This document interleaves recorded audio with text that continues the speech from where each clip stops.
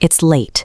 You're sitting alone in your parked car, bathed in the orange glow of a street lamp, when a sudden rap on the glass breaks the silence. You look up to find two children standing in the dark, asking for a ride.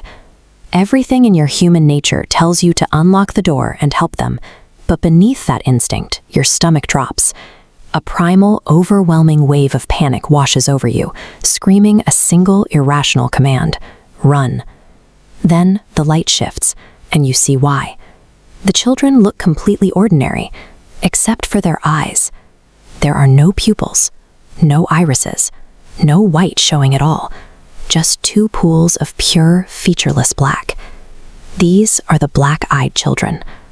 Over the last 3 decades, they have quietly become one of America's most terrifying and rapidly spreading modern urban legends. Which leaves us with a deeply unsettling question.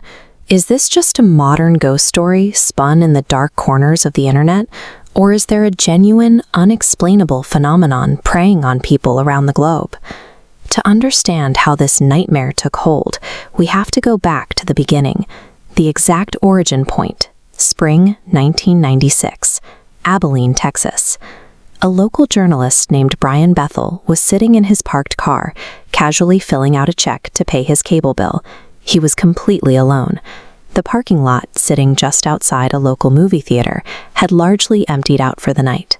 That quiet isolation broke when 2 young boys, seemingly between 10 and 14 years old, approached his vehicle and knocked on the window. The boys were unusually eloquent.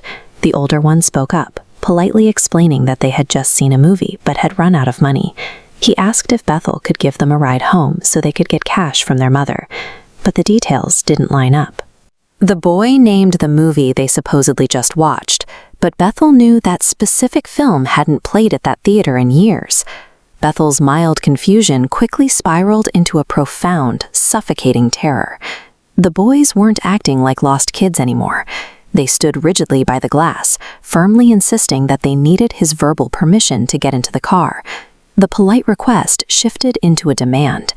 The older boy's voice lost all its childhood cadence, turning flat, robotic, and entirely devoid of human emotion. Leaning closer to the glass, Bethel finally got a clear look at their faces in the dim light. Their eyes were completely void of color.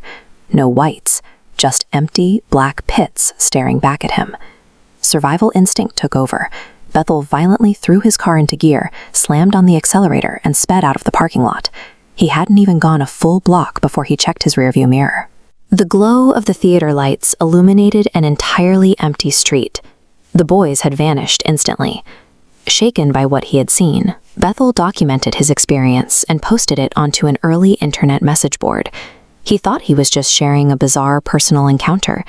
Instead, that single post acted as a catalyst.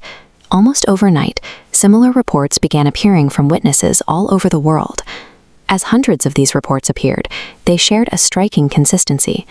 These encounters typically happened late at night in isolated areas, and every witness described the same illogical, suffocating dread.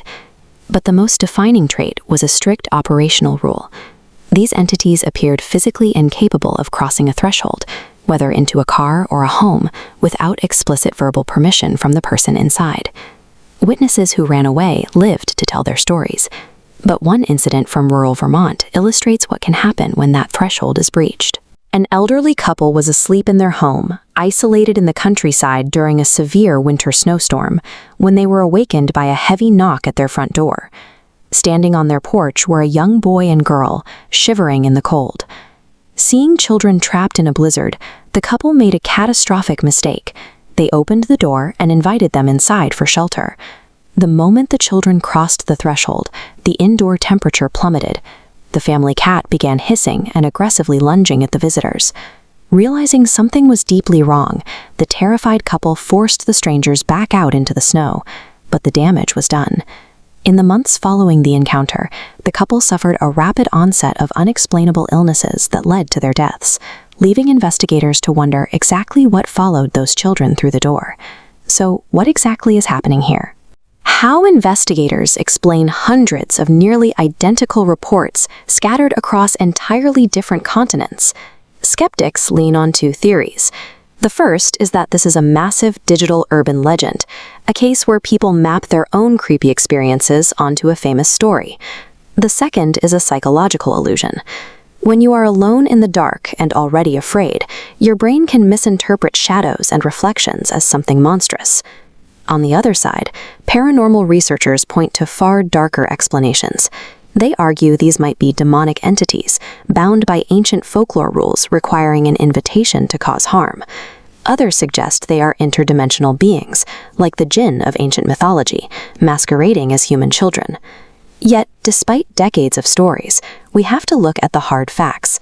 The black-eyed children remain an entirely unverified urban legend. To this day, there is absolutely no verified scientific proof, zero physical evidence, and not a single authentic photograph or video confirming their existence.